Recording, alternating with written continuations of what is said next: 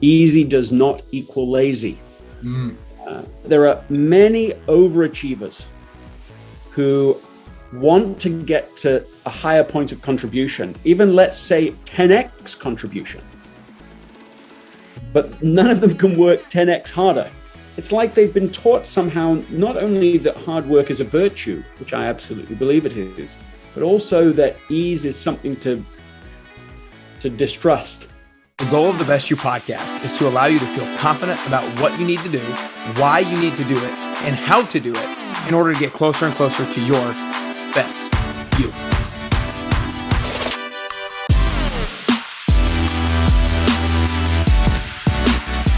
All right, what's up, everybody? Welcome back to Nick Carrier's Best You podcast. I'm super fired up today to bring back for the second time the one and only Greg McKeown, and I'm so fired up because the first time we talked about his first New York Times bestseller, Essentialism, and now we're going to talk about his second New York Times bestseller, Effortless. So first off, congratulations on getting the New York Times bestseller list. I saw your video of you and I think your family jumping up and down when you found that out probably a couple months ago now, but I thought that was really cool. And the way I want to start today, Greg, is just by asking, what have you personally changed? You know, Effortless has been out for a little bit now at the time of this recording. What have you personally changed in your life, kind of based off of your work after writing Effortless?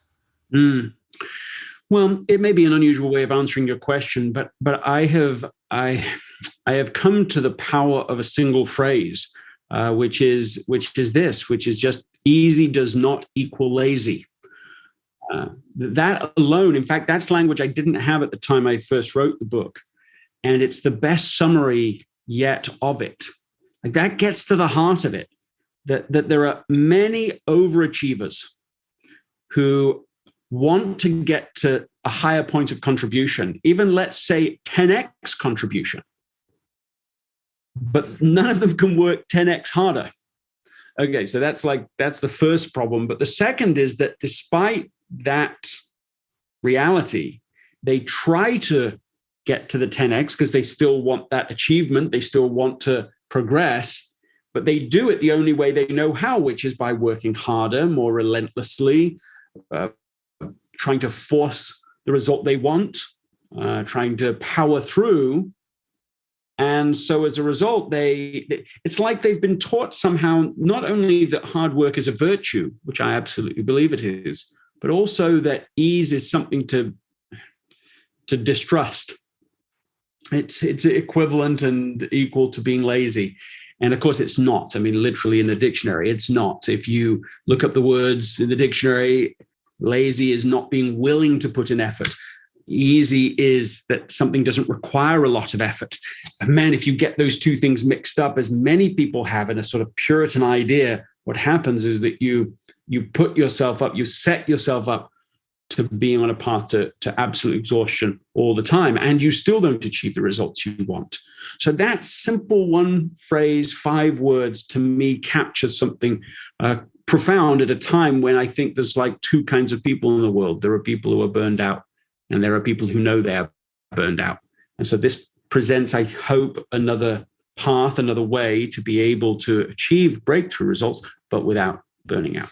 Yeah, well, that was an awesome way to start. I think we need to have a t-shirt that says easy and then does not equal sign lazy, because that's what it is. I know for sure that I have, thought that in my own head. I've thought that if something has felt too easy, I almost feel guilty about something being too easy. And I feel like, this needs to be harder for it to be worthwhile. And I think what you said, ease is not something to distrust. If something is necessarily easy, that doesn't necessarily mean that it's not going to produce great results on the other side of that, which I think is a big mindset shift. So I guess kind of talk to the person like me, and probably a lot of my listeners who are people who are high achievers and looking to perform and get closer to the best version of themselves. And they were taught growing up that you need to work hard, and people who distrust ease, how can they start to actually, because it's easy to hear it and be like, you know what, that makes sense. But how can I actually start to change my mindset towards that on a regular basis? The first thing I would say for people to do is the need to invert that word, that idea, invert the mindset. invert the question that you're asking. It's a bit like, remind me of his name in Seinfeld, George Costanza. Yeah. George Costanza. Remember that episode where he just does like do the opposite of everything he's ever done before? His life turns out amazing because he's like the classic underachiever, right? Like nothing works from now, everything does. Well, it's almost like doing that, but in reverse for overachievers. It's like you've got to invert the mindset. It's almost an opposite idea. Instead of saying, how can I work harder to make this thing happen? You say, look, is there an effortless way to achieve the result? Maybe not just once, but many, many times. And like, I'll give you an example. Someone who I was, I suppose, coaching a little bit, classic overachiever. She's the kind of person who's up till 4 a.m. in the morning, photoshopping for a church activity the next day for youth. She's not paid for that. She's not being asked to do that. She's just, I have to. That's the only way to make a higher contribution. The more I care about it, the more time I have to spend doing it, the more self-sacrifice that is required. And that's kind of her mindset. So I said, look, invert. Teach her how to do that. She gets a call. She works at a university. A professor calls, can you record my class for this semester? Well, she just jumps right in at first. She says, okay, I'm going to have a whole team of videographers there. We'll edit all the different angles from the cameras together, add music and intros and outros and graphics and slides and everything. We're going to wow him, she says. And then she's like, well, hold on. Invert. That's what I've been coached to do. Like maybe ask this question. How am I making this harder than it needs to be? And so armed with that question, that inverted question, she discovers through a couple of other questions that this is for one student who's going to miss just a few classes. And the solution she comes up with is that another student will just record on his iPhone whenever the student's going to miss and send it to him. That's it. That's the solution. It took 10 minutes to come up with the solution. The professor was wowed because it was so much easier than what he'd been thinking about. He hadn't thought like that. He was overcomplicating it too. So everyone's wowed, and she hangs up the phone and she's wowed because she's like, I saved 4 months of work for a whole team of people for the sake of inversion. Now, you may think when you hear it, you think, well, that's okay for her. It's just one person, N equals one. But basically, the whole world is full of strategies, tactics, solutions that are far easier than what we're imagining, what we've been trained to look for. But we just have wiped the whole thing aside because we have to find hard solutions. And the more important they are, the harder they'll need to be. Yeah. I love that question with how am I making this harder than it needs to be? And another thing that I've just thought about is, and I think I've kind of heard before too, is almost like give yourself less time to complete whatever it is that you're looking to complete. And you'll find kind of like the most simple solution and the easiest solution to get it done because, there's that adage of work expands to the time allotted for it. And so if you have a ton of time, then you're going to find all these complex ideas and start doing all these complex things to make it as hard as possible. But it's like if you have 30 minutes or 1 hour to complete X, Y, and Z, then you're going to find the easiest solution to be able to get that thing done. And I think that's just another way of asking yourself, how am I making this harder than it needs to be?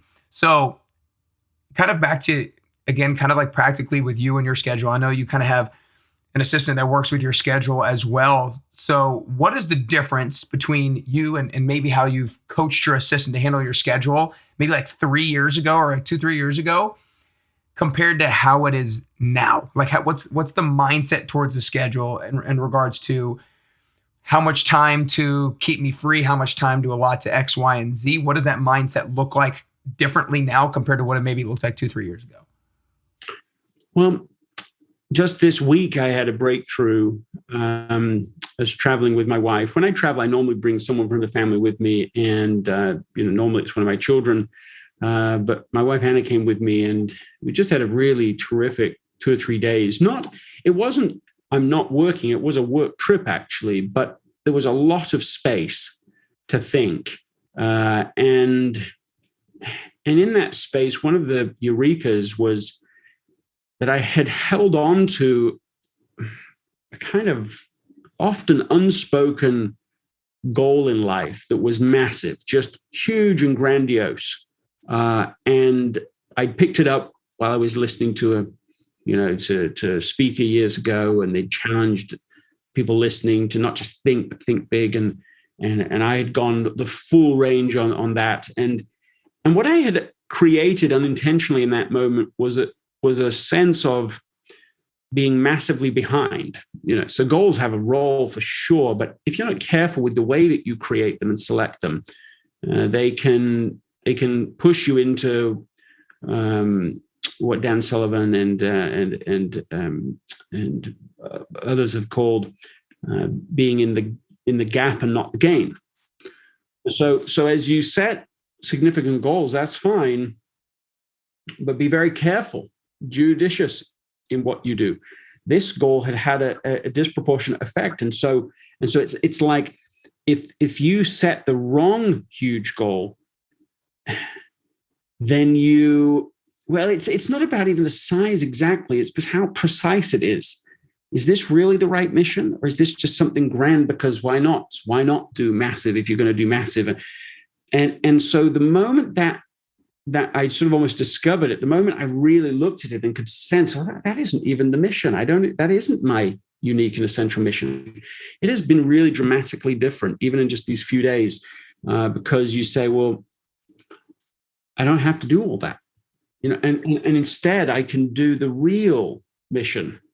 And it's a more modest mission, but it's so meaningful. It's more meaningful to me than this broad, grand, but not actually my mission. And so that feeds its way, of course, immediately into your schedule, because although this will take a while for the full ramifications to happen, it certainly allows you to be more at peace in that journey, to enjoy the journey. Because it was as if before this, things could be really quite remarkable. I could be having quite an extraordinary day even. But the sensation, or at least a portion of the sensation, was, well, yes, that's fine, but look at what you have to do. There's so much to do that you don't actually receive the goodness of this moment. That's been quite a dramatic change recently. I suppose it doesn't answer exactly the question of schedule and routine, but I think at a quite an important and big, in a profound way, it does, because it will affect so much of what is scheduled and also how you experience what is scheduled going forward. Yeah. So I'm interested. Do you think that, you said that you were holding on to this really big goal because of some talk or thing of dream big, think lofty goals, that sort of thing a while back. Right. Do you think 20 years ago. Yeah. Do you think that maybe back then it really was your goal? You weren't just taking it on, but it's just that you've changed and developed, and your values maybe have changed over the years? Is that what the change was? Or was it actually that the goal you maybe originally had in mind was just completely not yours? No, I do think it was.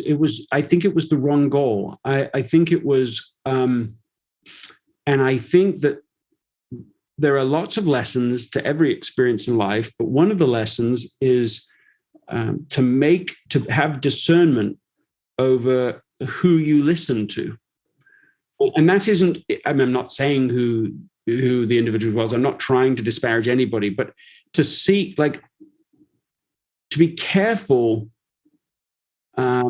in identifying who is a wisdom source. Is this person a wisdom source? Or, especially in an age of influencers, is this person just famous? Is this person the loudest voice in the room?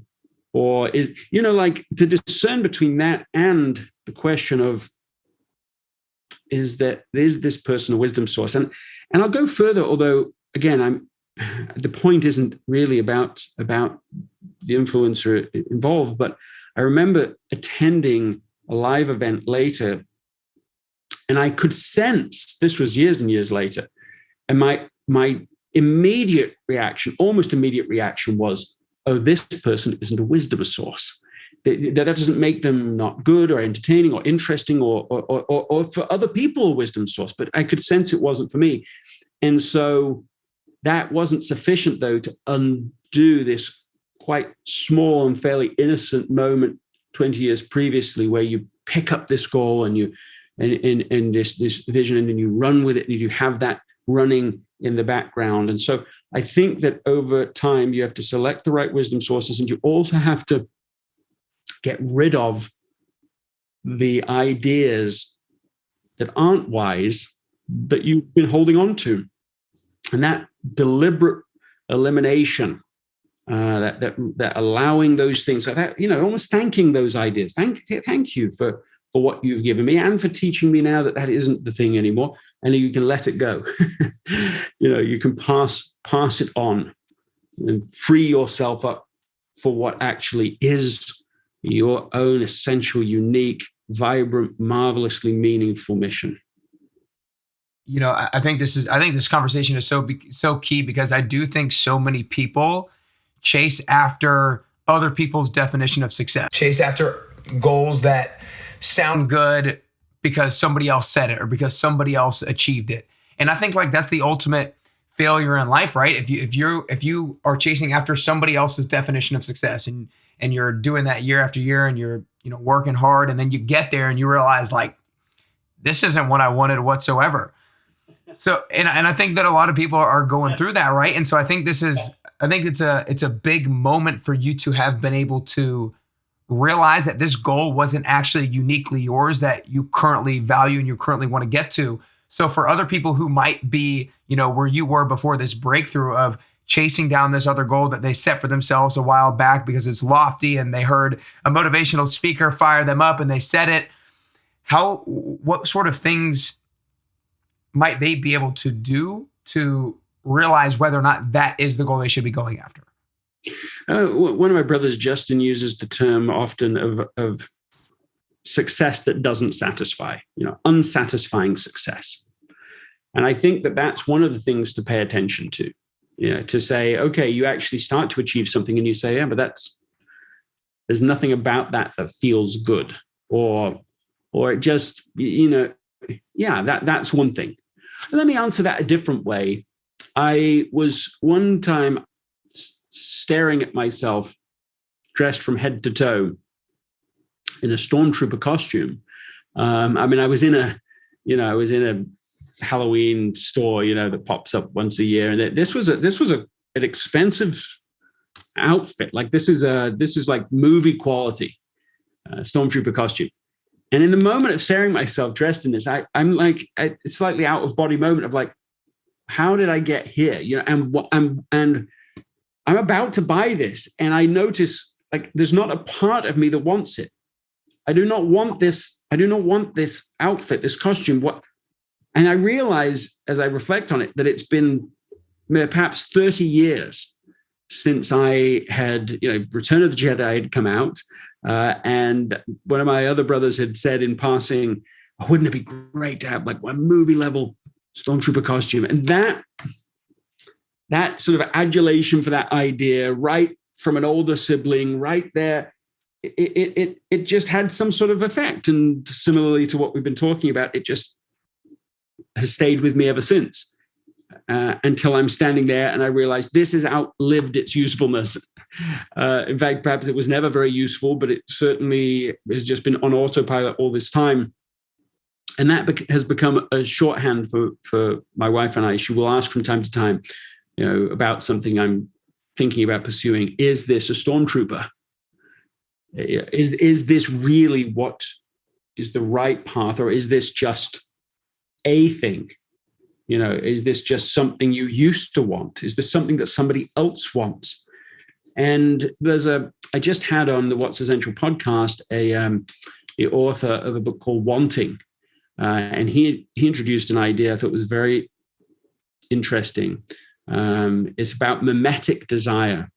It basically means that most of us, it's not that it's like we want what we think other people want.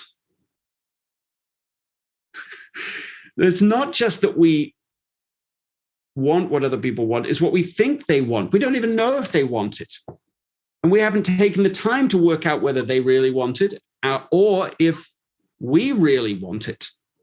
And so you can get yourself on such a journey. Oh my heavens, you spend your whole life pursuing 100 different things that you think other people want. And that doesn't make a good strategy. That is a suboptimal strategy. And it's going to just take you onto completely different randomized paths, and to get really quiet and to listen to your own conscience, to the light within instead of all the noise without. It is, I think, a vital skill in life. Maybe it's the primary skill in life, the most important skill in life. I completely agree. I think it's like it's really gaining clarity on what you want and why you want it. And I think it's anytime you set a goal, it's making sure that you don't set a goal and then immediately go for it. You really think about why it is that you're going after it in the first place. And I'm going to buy that book, Wanting. We want what we think other people want. I got to tell you real quick before I ask the last question. I live in Nashville, and so many people go downtown Broadway, right? And it's crazy and it's loud and the bars are packed and it looks really fun. And I really have this theory that everybody just thinks they want to go to Broadway. And then when they go, it is never as good as what they actually think. Everybody's just crowded. Nobody can carry on a conversation. Like, obviously there's times where it's fun, where there's music and all that kind of things. But I really believe in a lot of social situations, we've been fed what fun looks like on TV and different movies and things like that. And we think like, oh, that's what we want. That would be a really fun social situation. And then when you go do it and you wake up the next morning, it's like, that really wasn't all that I thought it was going to be. And I think it's because we want what we think other people want. We'll be back to the interview in just a second. But first, I wanted to share a quick testimonial from a past participant of the 10-week transformation program. I started running the 10WT in the beginning of 2020, and I've had over 150 people and counting go through it, and they've seen amazing results both inside and out. If you're inspired to join after listening to the testimonial, then go to nickcarrier.com to learn more. We'll get back to the episode in just a minute, but first, here's what they had to say. Hey, I'm Adam. I joined Nick's 10-week program to get in shape for my wedding. In addition to that, to lose a little bit of weight and to bulk up my chest a little bit. I've lost 5 pounds, and then I've been able to increase my bench max by 20 pounds. I think the consistency, it's helped me develop better habits and helped me get into the gym 5 or 6 days a week and really see the results of my efforts and helped keep me accountable throughout the entire journey through the program. You should join Nick's 10-week program. Well, there's a lot of research to support that, the idea that a lot of human behavior really is shaped by like wanting to be with the crowd. So if we believe that the crowd believes something, then it's really easy for us to believe it and to go along with it. And so we help to create the very phenomenon we think we're being, that like we're a part of that phenomenon. Oh, okay, well, everyone's doing it, I'm doing it. And then we signal to other people, well, this is what to do. And everyone now starts to do it. And these trends happen. And I'm not sure that's always bad. There's lots of reasons that can be helpful. But at the same time, it's a poor substitute for internal clarity, right? That external pressure, external noise, or the crowd is doing it. There's an old song that actually I've never heard, but I was being told about, back, I don't know when it is, 20s, 30s, something. And it says, can 50 million people really be wrong? Somehow that's in the lyric. And it's like, yes, the answer is yes. That's the thing. Yes, 50 million people can be wrong.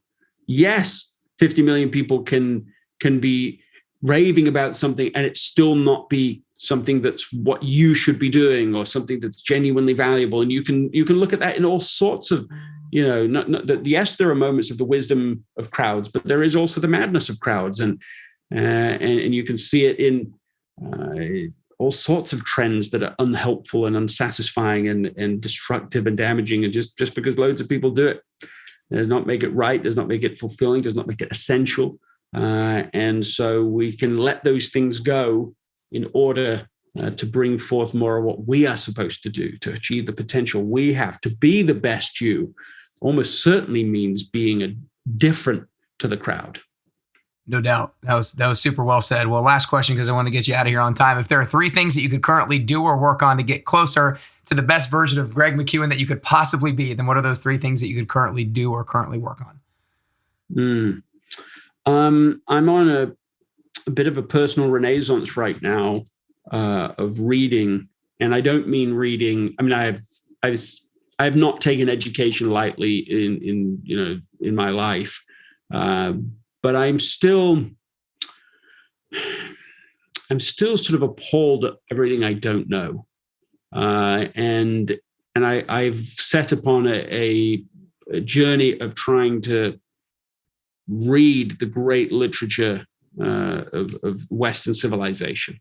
And it's been, it's already been a life-changing experience, and I expect that to continue. So I suppose that would be one, like really read the great literature, so that you can even begin to understand the moment we're in, to even understand who we are, understand the other books that have been written. You have to see that in context. So that would be number one. I would say number 2. I'd say number 2 is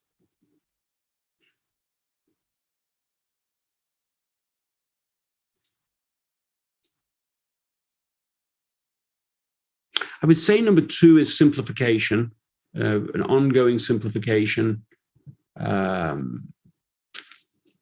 in a variety of ways. And I would say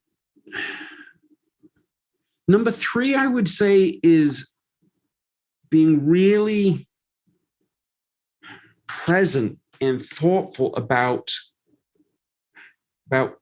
where I am now and what opportunities are here now that weren't here even a year ago, and to pay more attention to the people that I am meeting, every person that I'm meeting one-on-one, and being present with that person in that moment. And also, I suppose, and it's related, it's almost a 4th item, is to look for people, not just wisdom sources, as we talked about towards the beginning, but they're just themselves are seeking wisdom themselves, really, for real. And there are a few people in my life who I think are really doing that, and they're very inspirational to me. And talking to them is so satisfying. And we're not just pontificating for the sake of it. We're not just rhyming lyrical. We're trying to understand history and where we are and what we need to do now, and how to lead in our way, not lead the world, but lead in our world in a way that can that we can feel proud of it years from now. Those are some answers to that question. Awesome. That was great. Well, really appreciate it today, Greg. It was awesome stuff. I know everybody loved it. Really appreciate it, man. Thanks. Thank you so much.